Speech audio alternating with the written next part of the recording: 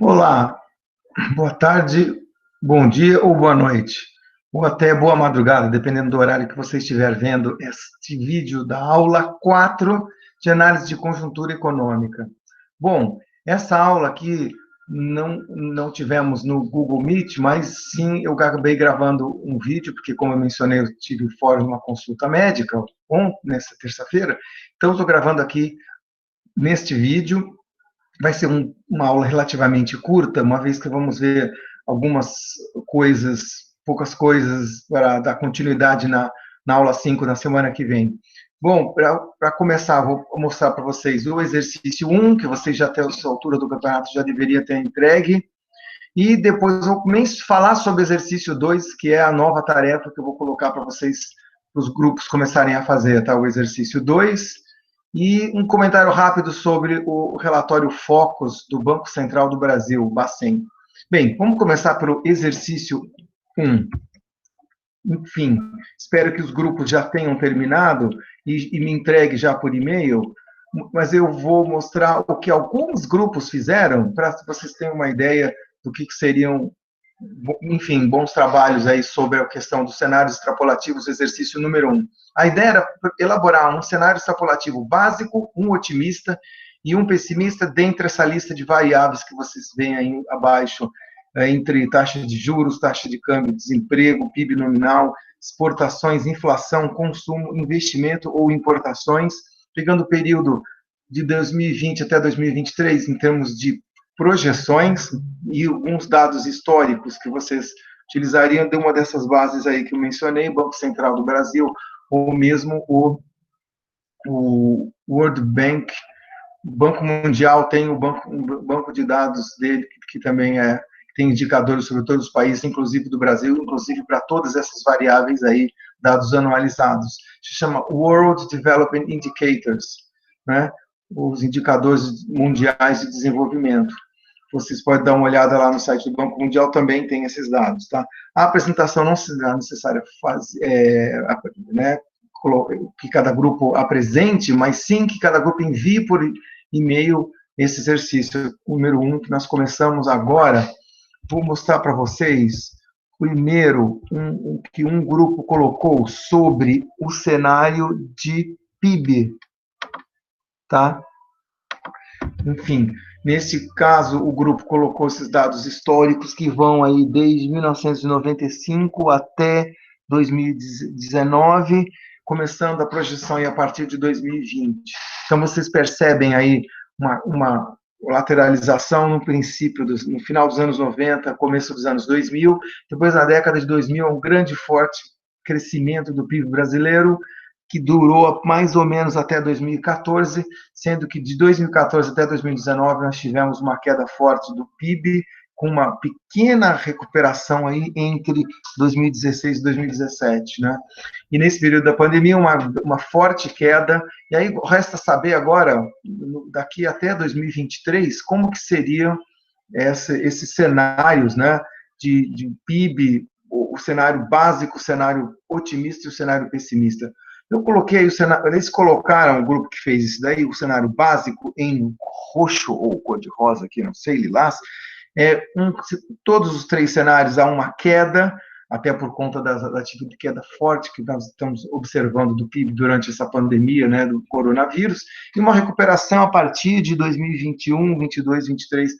E essa recuperação, dependendo do cenário, ela é mais acentuada ou menos acentuada. Então, no caso do cenário básico e intermediário, uma retomada mais forte no verde, que é o cenário otimista, ou bom, que eles chamam aqui, e o cenário ruim ou pessimista, você tem uma queda, você praticamente não cresceria. Agora, a questão é, quais são as premissas por trás de cada cenário desses? Bem, geralmente, num cenário básico, a gente prevê que coloca como premissas uma continuidade do histórico recente. Então, é como se tivesse uma melhora da pandemia, como a gente observa a partir de maio e junho, uma melhora nos indicadores do mundo, mas não necessariamente uma melhora já continuada ou forte, como houve no caso em 2010, logo após aquela crise financeira do que o mundo teve entre 2008 e 2009. Naquela época, a retomada foi bem forte. O Brasil, por exemplo, cresceu quase 10%, se eu não me engano, ou talvez mais de 10% naquele período, no ano seguinte, 2010. E aqui a gente já prevê no cenário básico que a retomada, por conta de vários serviços enfim, empresas manteriam fechado por mais algum tempo, o desemprego ainda, um cenário de alto desemprego, com dificuldade de que as pessoas retomem ao nível anterior. Então, o cenário básico ele é de uma retomada leve. Já um cenário otimista, o que nós teríamos por trás seria em termos de premissas, né, atrás de um cenário otimista, que justificasse um cenário otimista, seria uma questão de, por exemplo, uma possibilidade de uma retomada mais forte nos países principais, por conta enfim, de um crescimento mais continuado devido a uma melhoria significativa na pandemia nesses países, que se traduziria num aumento do comércio internacional e nas exportações do Brasil, por exemplo, e para esses países. Então, talvez esse seria o que estaria por trás do cenário otimista. Já no caso de um cenário pessimista, seria uma dificuldade da economia mundial em se reerguer da pandemia, por conta de reinfecções ou de outras ondas de infecção, né, no mundo inteiro, e os países tendo que abrir e fechar a economia e fronteiras durante mais tempo do que o previsto. Então, aí sim, nesse caso, o crescimento seria bem baixo. Tá? Então, esse daqui seria para quem escolheu a variável PIB, seria uma possibilidade aí de cenários extrapolativos otimista, pessimista e básico, tá bom? Uma outra variável que eu gostaria também de mostrar para vocês seria o consumo, perdão, os investimentos, como que se daria uma possível... aqui eu tenho também os cenários, mas eu não vou mostrar para vocês, vou só comentar, né? Enfim, como seriam os investimentos desde o ano 2017, 19 para cá. Nós temos histórico até 19, depois projeções, né? Então, a gente vê que nessa curva à esquerda aí, que se inicia em 2010 e vai até 2019, mais ou menos, é o histórico dos dados de investimento na economia brasileira, a gente já percebe que, mesmo no início da série, onde o Brasil ainda está crescendo, os investimentos crescem em uma velocidade não muito acentuada e começa a cair sensivelmente desde 2014 para frente, né? E aí, quais seriam os cenários possíveis? Bom, um cenário pessimista seria a curva vermelha, no caso, os investimentos cairiam sensivelmente, né? O cenário otimista, os investimentos recuperariam e cresceriam numa taxa maior até que a anterior, da curva anterior, e no cenário básico, teríamos um crescimento bem baixo, digamos, dos investimentos, e uma retomada um pouquinho maior a partir do momento que a gente vai chegando perto de 2023, certo? Enfim, esses então seriam 3 cenários. Teríamos também que dizer o que estaria por trás de cada um desses 3 cenários. Mas antes de falar do que são as premissas de cada cenário, deixa eu fazer um comentário. Eu acho que quem desenhou isso daqui talvez tenha sido meio otimista demais nos 3 cenários, né? Porque vejam vocês que mesmo que anteriormente os investimentos vinham caindo. Então, um cenário básico da curva preta, talvez nós teríamos que colocar uma queda mais acentuada, não do jeito que está, né, do jeito que a gente está vendo, uma vez que, como já vimos, o PIB está caindo fortemente, caiu fortemente nesse ano de 2020, recuperando bem pouco no momento. Então, eu faria uma queda mais acentuada, pelo menos em 2020, nos investimentos, mesmo no cenário básico, e inclusive no cenário otimista. Nos 3, eu colocaria uma queda nesses primeiros meses, dos 3 cenários. Daí a recuperação, talvez, nos moldes da curva que vocês estão vendo aí. Mas, enfim, de qualquer maneira, o que estaria por trás de um cenário básico seria a continuação, né? Ou seja, investimentos subindo ou andando de lado na economia brasileira. No cenário otimista, teríamos por trás uma retomada da economia mundial, devido a uma melhora na pandemia do coronavírus, por exemplo, na retomada do comércio internacional. Então, o Brasil começa a conseguir investir principalmente no agronegócio e na mineração e assim exportar para países estrangeiros, e daí os investimentos retomariam nessa taxa que vocês estão vendo.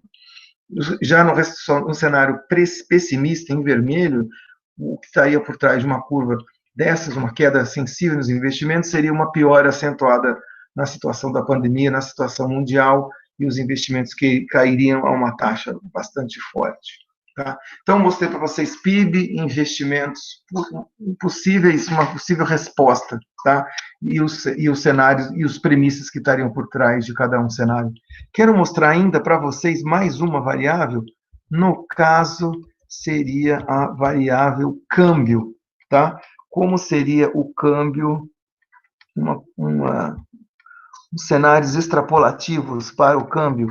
Só um minuto que eu não estou conseguindo abrir aqui. Agora sim. Muito bem.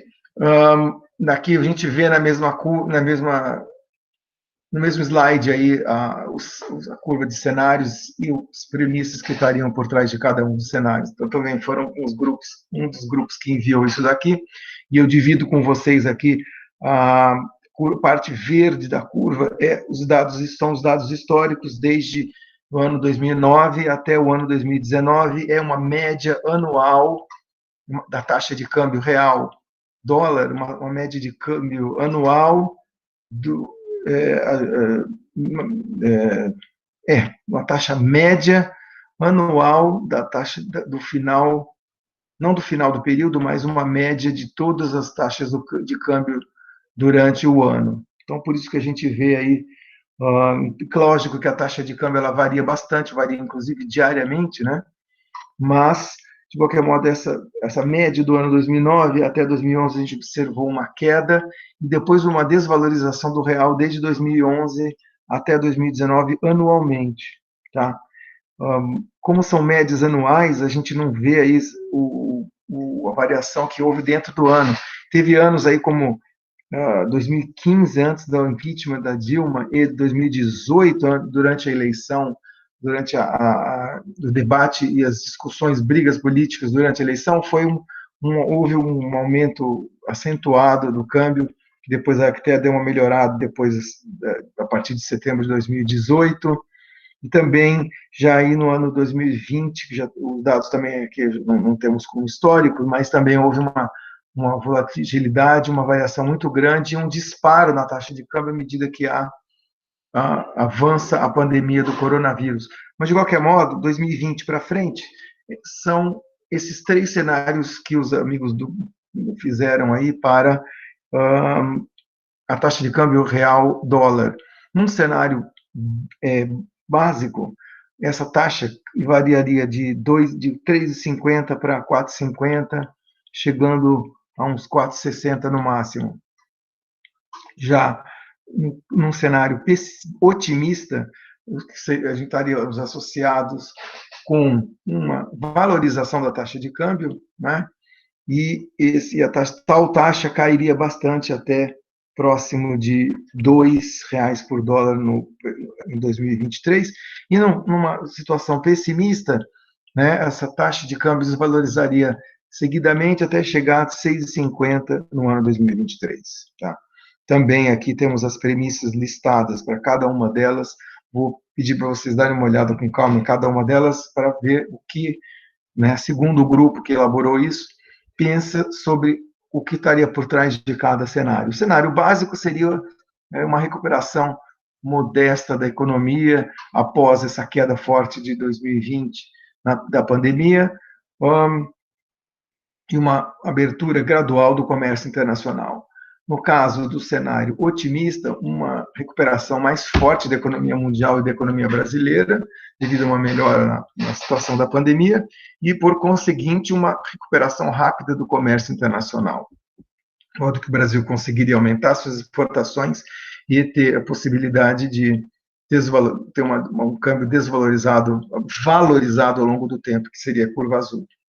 No caso da curva vermelha, seria uma piora na situação da economia mundial e nacional, devido à pandemia e a consequente fechamento ou desaceleração do comércio internacional, de modo que continuaria a tendência que foi vigente nos últimos meses aí do ano 2020, de desvalorização do real, chegando a 6,50.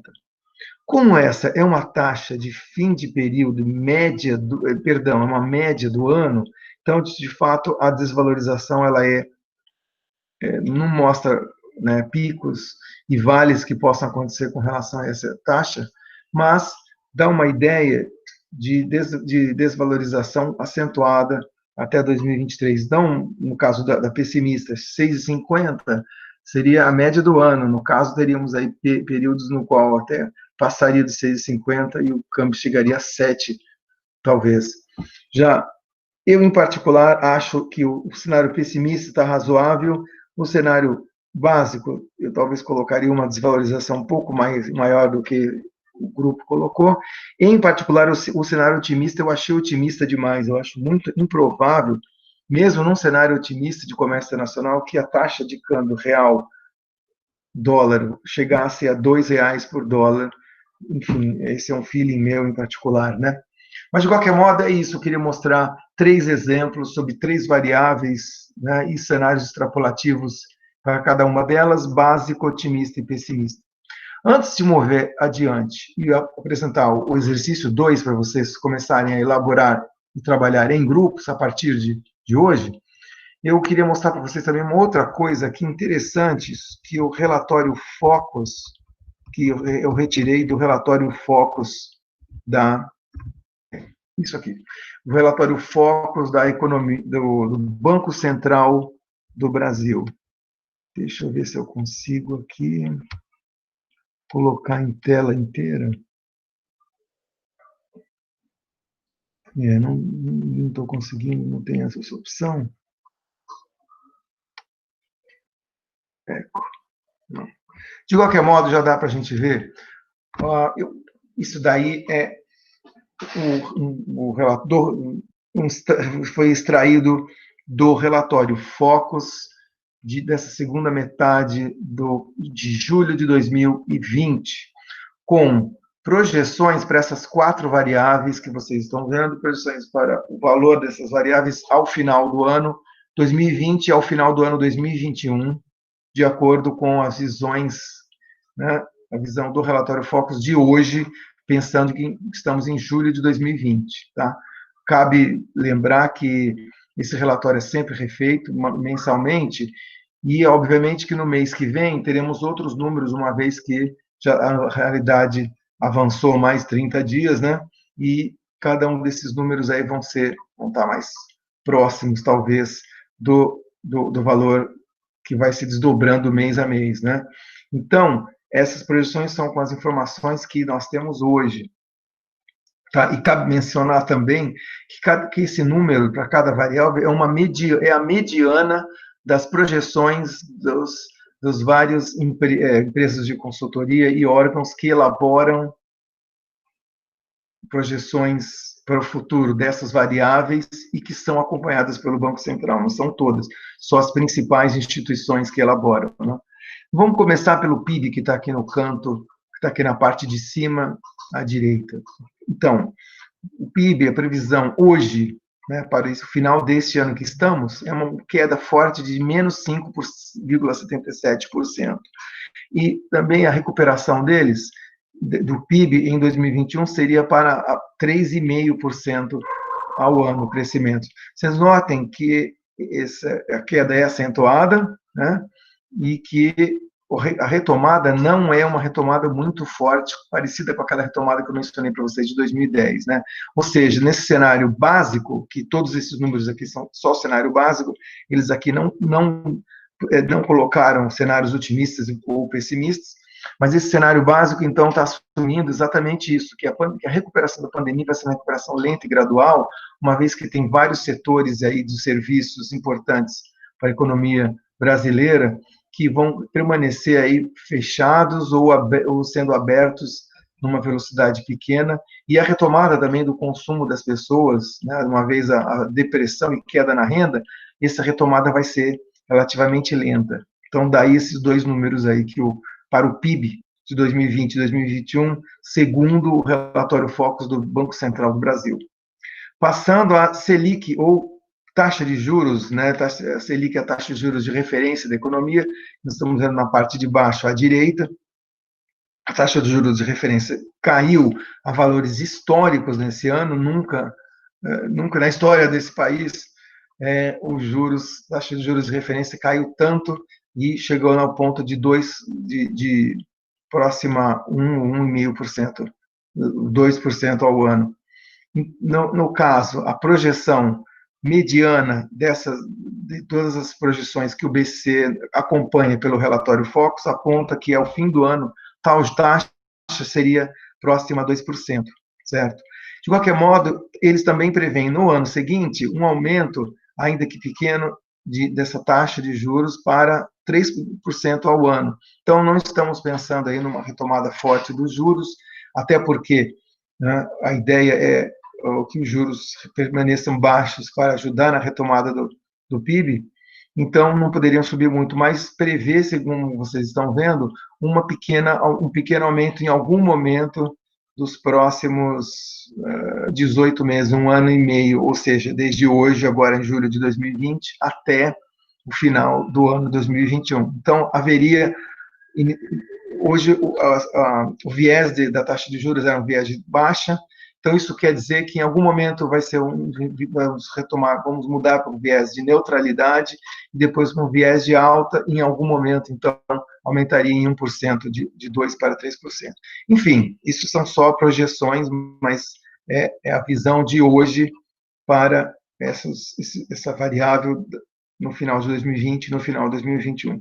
Passamos agora para a inflação medida pelo IPCA, nós vemos em cima à esquerda, né? Então a taxa de juros está ainda, segundo a mediana das projeções que foram acompanhadas pelo BC, aponta para um valor de 1,67 ao final desse ano de inflação, ou seja, uma inflação bem mais baixa do que a meta, enfim, provavelmente por conta dessa forte queda no PIB do ano 2020. Né? O interessante é que essa inflação não estaria tão,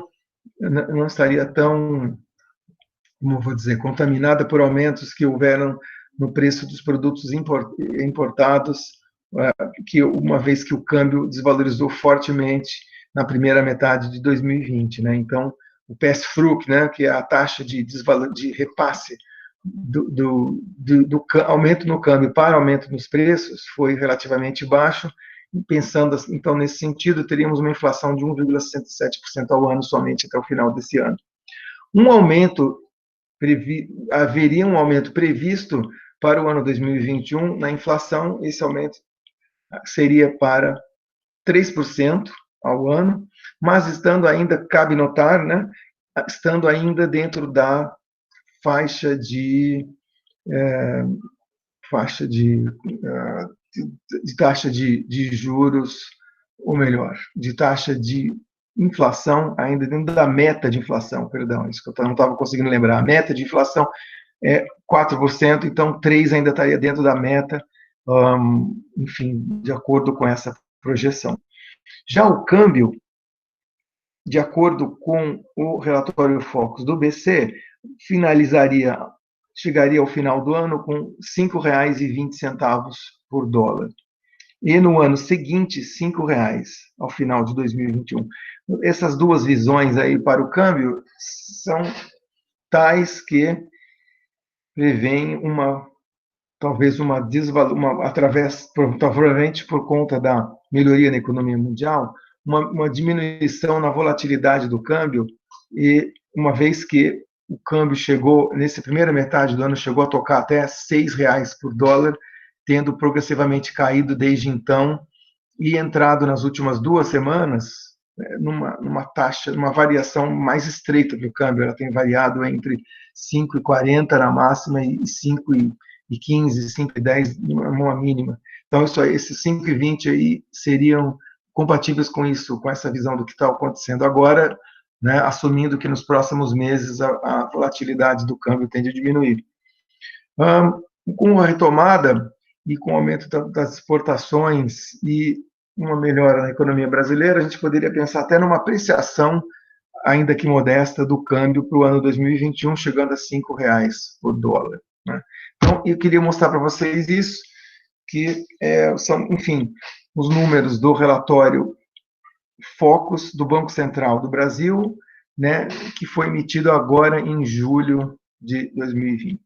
Então, enfim, é tudo isso que eu queria mostrar sobre o exercício 1, e já vamos terminar praticamente as nossas conversas hoje, passando para a proposta que eu já coloquei para vocês, não é? Na aula, no final da aula passada, de elaboração do exercício 2.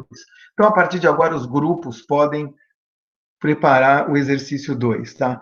Que nada mais é do que também um exercício de cenários extrapolativos, também construção de cenários básico, otimista e pessimista, mas ao invés de elaborar tal cenários para uma variável, e sim para elaborar para três variáveis ao mesmo tempo. Aqui faltou, aqui nessa lista, eu só escrevi taxa de juros, câmbio, PIB nominal, exportações, inflação e consumo. Mas as outras duas que eu tinha colocado também no exercício 1 também valem, tá? Que são importação e tem mais uma, que eu, por algum motivo, não incluí, são as variáveis importações e investimento, isso que ficou faltando. Então, importações e investimento também a gente pode pensar em fazer entre as três variáveis do exercício 2, tá? A diferença aqui é que vocês fizeram para uma variável, agora vão fazer para três. Só que, ao elaborarem os cenários básico, otimista e pessimista para cada uma das três, tem que levar em conta, seja lá qual for as três variáveis que vocês escolherem, tem que levar em conta que essas variáveis são interconectadas, são ligadas, inclusive pela teoria macroeconômica que vocês aprenderam aí ao longo dos anos no curso de economia, né? Toda a teoria macroeconômica. Então, se você, por exemplo, escolhe, sei lá, PIB, juros, PIB, câmbio e exportações, quando você faz uma avaliação para o PIB, esses cenários básico, otimista e pessimista do PIB, também se reflete de alguma modo nos cenários básico, otimista e pessimista das exportações e do câmbio, né? Então, por exemplo, um PIB otimista, crescimento mais forte do PIB, você, obviamente, vai vir ligado a um crescimento nas exportações, né? E o crescimento das exportações pode vir, por exemplo, com um câmbio um pouco mais desvalorizado, ou talvez não, enfim, é isso que eu quero que vocês pensem, tá? Pensem.